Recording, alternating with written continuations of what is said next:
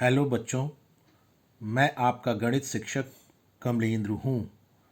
आज हम लोग कक्षा 9 गणित एनसीईआरटी के अध्याय 2 बहुपद के अंतर्गत आपकी किताब में दी गई प्रश्नावली 2.5 के 5वें प्रश्न के दूसरे भाग के हल को समझने का प्रयास करेंगे। जैसा कि आप देख रहे हैं, 5वें प्रश्न में लिखा है गुणनखंडन कीजिए। यह प्रश्न आपकी किताब में पेज 58 पर है। इसमें हमें गुणनखंड करने के लिए कहा गया है। इसके दूसरे भाग में दिया गया बहुपद 2x की घात 2 धन y की घात 2 धन 8z की घात 2 ऋण 2 वर्गमूल 2 x y धन 4 वर्गमूल 2 YZ ऋण 8 XZ है। अब इसमें हम यदि इस बहुपद को देखकर अनुमान लगाने का प्रयास करें तो हम देख रहे हैं कि शुरू के जो 3 पद हैं उन्हें हम वर्ग के रूप में लिख सकते हैं और इस प्रकार यदि हम इस अध्याय में दी गई बीजीय सर्व समीकरणों से इस बहुपद की तुलना करें तो हम पाएंगे कि इस प्रकार का बहुपद 5वीं सर्व समीकरण में हमें दिखाई देता है, जिसमें दी गई 5वीं सर्व समीकरण के दाहिने पक्ष में 3 पद x की घात 2 धन y की घात 2 धन z की घात 2 वर्ग में है और शेष 3 पद आप देख रहे हैं वर्ग के नहीं हैं और कुल मिलाकर के यहाँ पर 6 पद हमें दिखाई दे रहे हैं। और यहाँ पर यदि हम देखें हमारे 5वें प्रश्न के दूसरे भाग में तो इसमें भी 6 पद हैं और शुरू के 3 पदों को हम वर्ग के रूप में लिख सकते हैं। और इसके अतिरिक्त जितनी भी सर्व समीकरणें हैं उसमें से किसी में भी शुरू के 3 पद वर्ग में नहीं दिखाई देते हैं, इसलिए हम इस 5वीं सर्व समीकरण का प्रयोग करके ही इस प्रश्न को हल करने का प्रयास करेंगे, क्योंकि हमें यही एकमात्र सर्व समीकरण ऐसी दिखती है जो इस प्रश्न में दिए गए बहुपद से मेल खाती है। तो इस प्रकार से हमने यह अनुमान लगाया कि 5वें प्रश्न के दूसरे भाग में जो भी बहुपद दिया गया है उसे हम 5वीं सर्व समीकरण के आधार पर हल करने का प्रयास करेंगे। तो देखिए, इसके हल को मैंने 2 विधियों से समझाने का प्रयास किया है, आप भी समझने का प्रयास करें। देखिए, पहले मैंने 5वें प्रश्न के दूसरे भाग को लिखा है 2x की घात 2 धन y की घात 2 धन 8z की घात 2 ऋण 2 वर्गमूल 2 xy धन 4 वर्गमूल 2 yz और ऋण 8 xz है। तो हम अगर देखें कि जो 5वीं सर्व समीकरण है उसमें सभी पदों के बीच में धन चिन्ह है। तो एक तो हमें यह प्रयास करना है कि सभी पदों के बीच धन चिन्ह आ जाए और इसके साथ ही हमें यह भी देखना है कि जो 5वीं सर्व समीकरण थी उसके जो दाहिने पक्ष को हमने यहाँ पर पहले लिखा है, यानी बाएं पक्ष के रूप में लिखा है। इसमें आप कंफ्यूज ना होइएगा, क्योंकि ज़रूरत के हिसाब से दाएं पक्ष को बाईं ओर लिखा गया है यहाँ पर। तो जो वहाँ पर सर्व समीकरण का दायां पक्ष था उसमें अगर हम उसके आधार पर हम पहले पद को अगर वर्ग के रूप में लिखना चाहें तो आप जानते हैं 2 को हम वर्गमूल 2 के वर्ग के रूप में लिख सकते हैं और x तो वर्ग के रूप में है ही, और इस प्रकार पहले पद को हम वर्गमूल 2x पूरे का वर्ग करके लिख सकते हैं। और y की घात 2 जो दूसरा पद था वो तो वर्ग में है ही, इसलिए वहाँ पर हमें कोई बदलाव करने की आवश्यकता नहीं है। अब तीसरे पद को देखिए 8 सीधे सीधे तो पूर्ण वर्ग नहीं है, परंतु हम उसे 2 वर्गमूल 2 का वर्ग लिख सकते हैं 8 को। जब 2 का वर्ग करेंगे तो 4 आ जाएगा, और वर्गमूल 2 का जब वर्ग करेंगे तो 2 आ जाएगा, और 4 दूनी 8 हो जाएगा। इस प्रकार 2 वर्गमूल 2 का वर्ग जो है 8 होता है, इसलिए 8 के स्थान पर हम 2 वर्गमूल 2 का वर्ग लिख सकते हैं, और z तो वर्ग के रूप में था ही।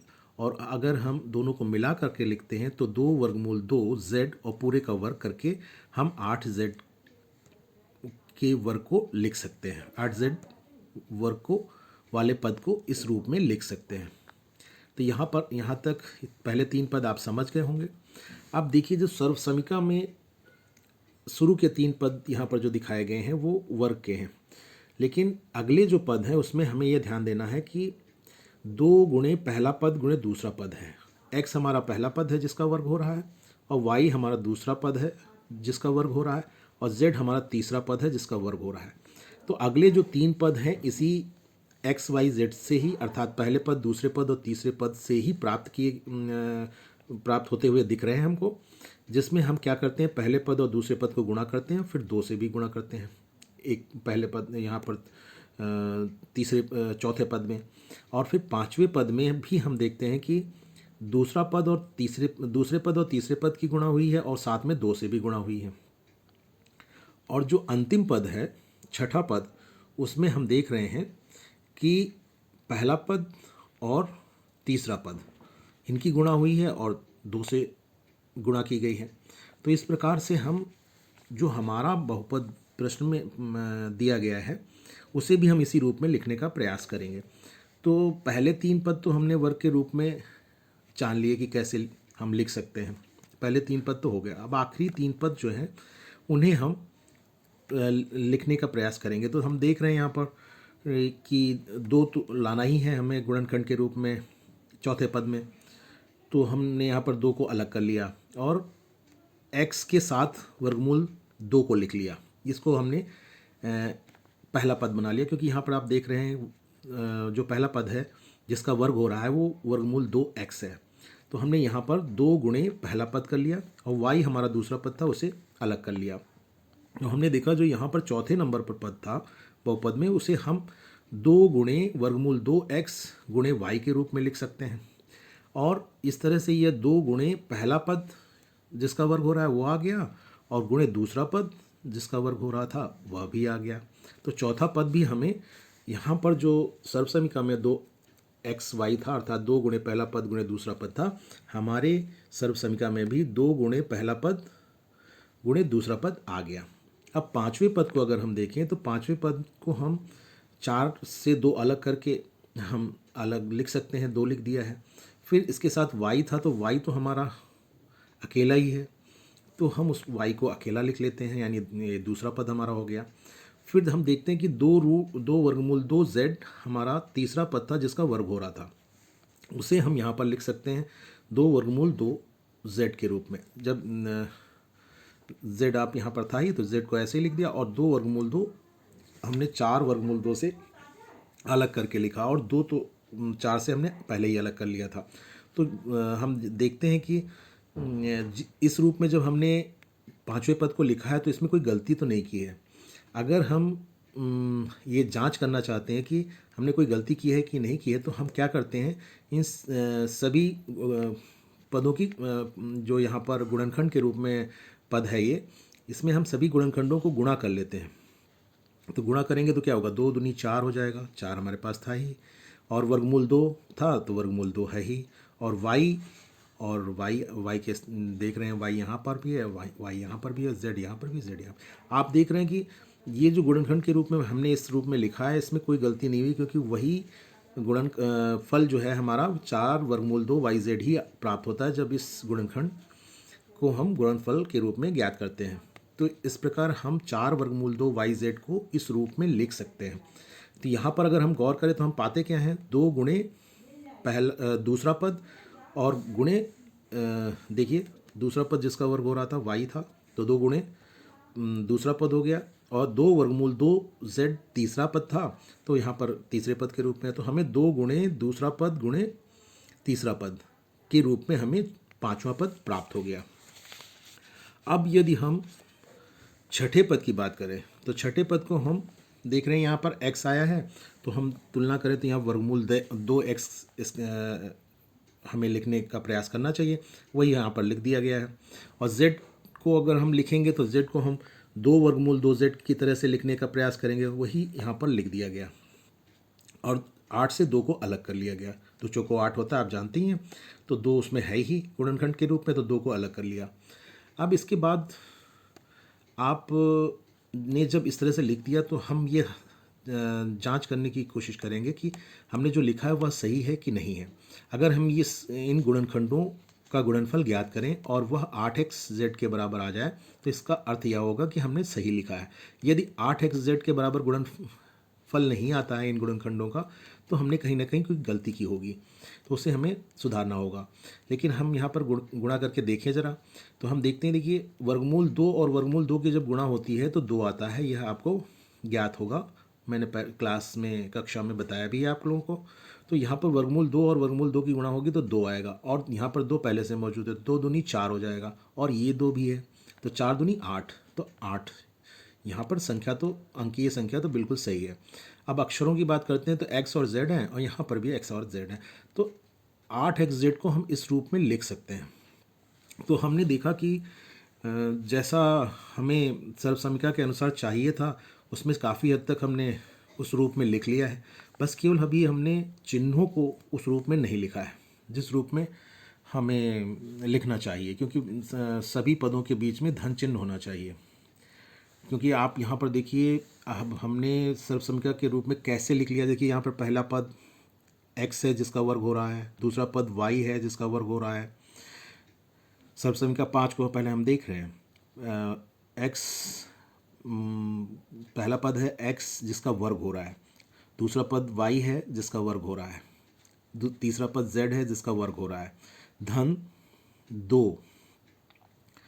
2 आया है, 2 गुणा के रूप में आया है, लेकिन साथ में पहला पद जिसका वर्ग हो रहा है वो है, फिर गुणा में दूसरा पद है जिसका वर्ग हो रहा था यहाँ पर। तो आपने देखा 2 गुणे पहला पद गुणे दूसरा पद हम कह सकते हैं। हम वर्ग वाले पदों की बात कर रहे हैं, यहाँ पर यह ध्यान रखना है। तो 2 गुणे पहला पद गुणे दूसरा पद, और फिर धन 2 गुणे दूसरा पद गुणे तीसरा पद, और धन 2 गुणे पहला पद गुणे तीसरा पद। इस रूप में आपकी सर्वसमीका का दायां पक्ष था, जिसे यहाँ पर हमने बाएं पक्ष के रूप में लिखा है। अब अपने बहुपद की हम बात करें तो यहाँ पर देख रहे हैं कि पहला पद वर्गमूल 2x है जिसका वर्ग हो रहा है, पहला पद दूसरा पद y है जिसका वर्ग हो रहा है, तीसरा पद 2 वर्गमूल 2z है जिसका वर्ग हो रहा है। फिर उसके बाद अभी हम चिन्हों की बात नहीं कर रहे हैं, चिन्हों को बाद में सुधारेंगे, पहले बाकी पद को देखते हैं। तो हम यहाँ पर देखते हैं 2 गुणे पहला पद, देखिए यहाँ पर पहला पद एकदम मेल खा रहा है, पहला पद और फिर गुणे दूसरा पद, बिल्कुल यहाँ पर भी वो सही हो गया, 2 गुणे पहला पद गुणे दूसरा पद हो गया। फिर धन 2 गुणे दूसरा पद ये है जिसका वर्ग हो रहा था, और गुणे तीसरा पद 2 वर्गमूल 2z जिसका वर्ग हो रहा था। तो ये यहाँ ये 5वां पद भी बिल्कुल सही है।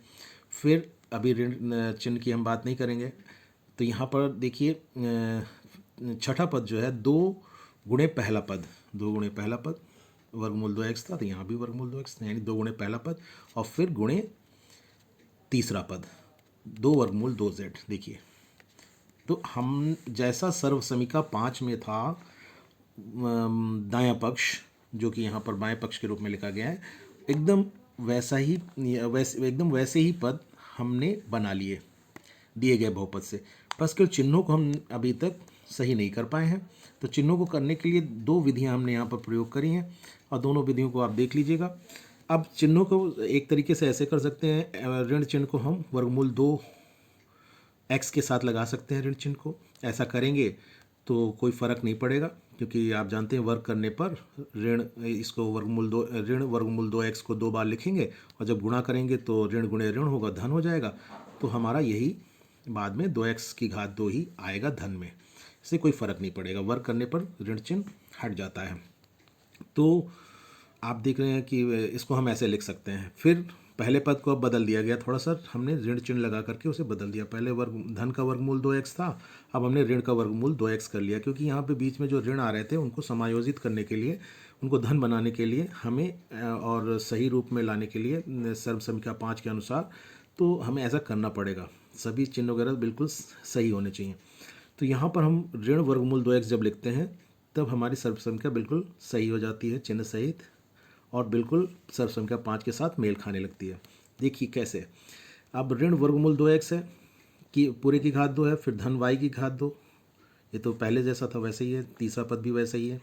फिर ये ऋण को हमने फिर धन कर दिया और 2 लिखा, और वर्गमूल 2 जो धन वर्गमूल 2x जो धन का था उसे हमने ऋण का कर दिया और फिर y लिख दिया, y की जगह y ही आ गया। केवल पहले पद में ही चिन्ह में बदलाव करना है, धन की जगह ऋण कर लेना है।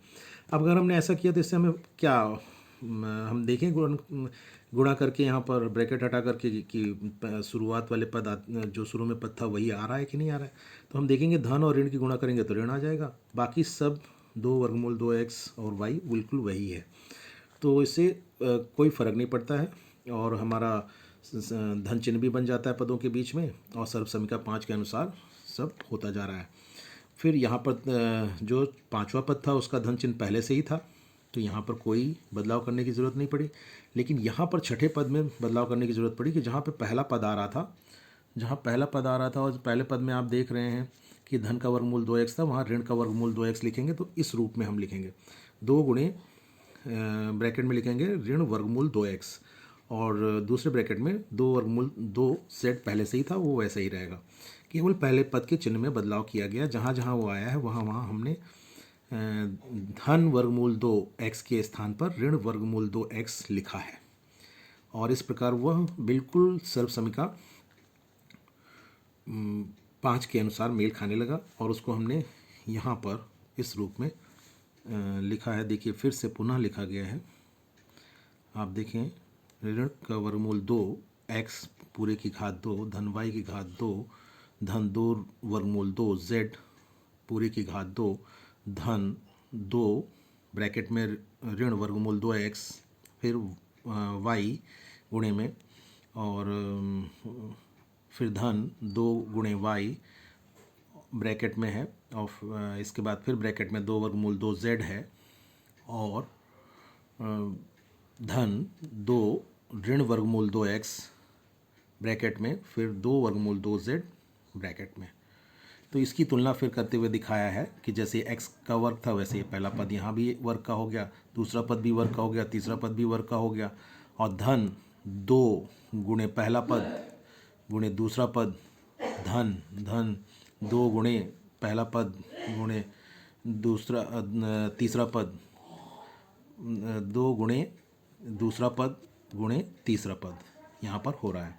फिर धन 2 गुणे पहला पद गुणे तीसरा पद हो रहा है।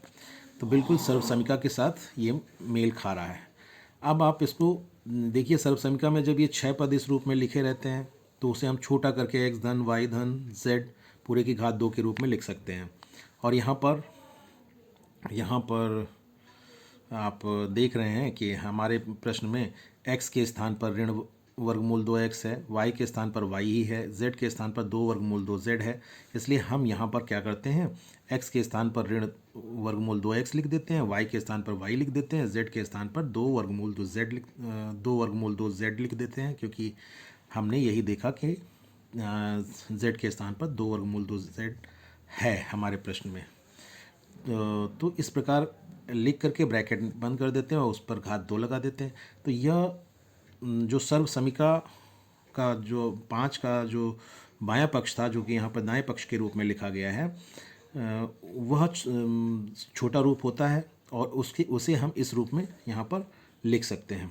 अब यहाँ पर ये जो घात 2 के रूप में आया है, इसे आप घात 2 के रूप में भी लिख सकते हैं, लेकिन यहाँ पर उत्तर के रूप में मैंने ऐसे दिखाया है। आप इसे 2 बार लिख सकते हैं, बराबर करके माइनस वर्गमूल 2x धन y और धन 2 वर्गमूल 2z।